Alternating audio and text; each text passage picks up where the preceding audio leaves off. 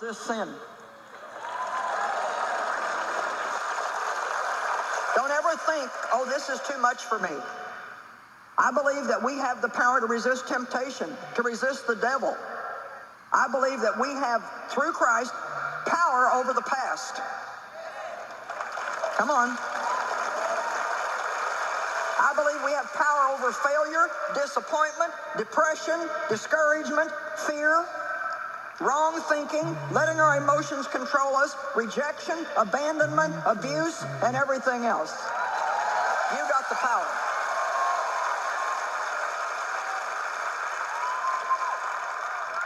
And now we come to a wonderful name.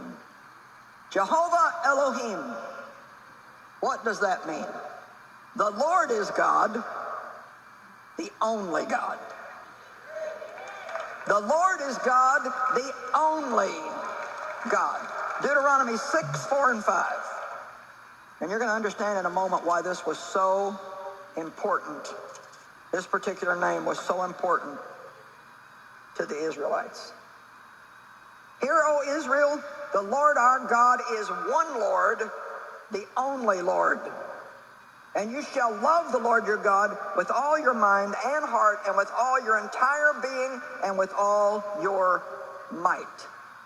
The Lord our God is one Lord, the only Lord. Several places, numbers of places in the Bible, it makes that statement, the Lord our God is one. And I started thinking about that a few years ago and didn't quite understand it at first, but you see, they lived among pagans who had all kinds of gods.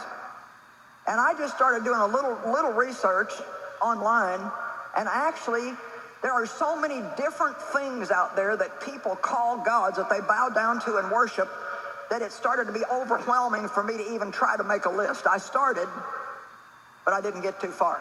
I mean, you can go back to Greek mythology and then all the different religions that are in the world. There's one religion today that has 330 million gods. And the thing that's interesting is I was in that country and we saw the stone quarry where they actually dig out the stone and make the gods. Now, how can anybody be a god if I can make him? I mean, come on. So I'm going to go somewhere and carve out a hunk of stone, and then I'm going to make this little doodad thing to sit somewhere, and I'm going to bow down to that and think that that's going to help me? I'm going to tell you what, I feel really sorry for people that believe that stuff.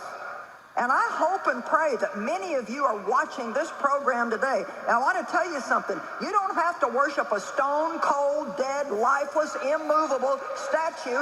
There is a God that is alive, that loves you, and he wants to come and live on the inside of you and give you power to live a wonderful life. The Lord our God is one God. The only God, the only true God. And we should love him with all of our heart, with all of our soul, with all of our mind, and all of our strength. Because he deserves our praise. People worship all these things that God has made. They worship the sun, they worship the moon, they worship nature. Why in the world would you not just want to worship God? Well, one thing is people want to see something. They want to touch something. It's hard to believe in what you don't see, but listen to me. We have spiritual eyes. And I think I can stand here today and say, we do see God. I believe that I see God. I haven't seen him face to face, but I see him every time one of my grandchildren are born. Oh my gosh, those little tiny fingers and hands and toes and a little fat belly and oh my gosh. I mean, our last grandchild is now 2 months old, and I mean, he is just as fat as a little butterball. Just as cute as he can be. And you look at those little tiny fingers and toes and you know, it's like,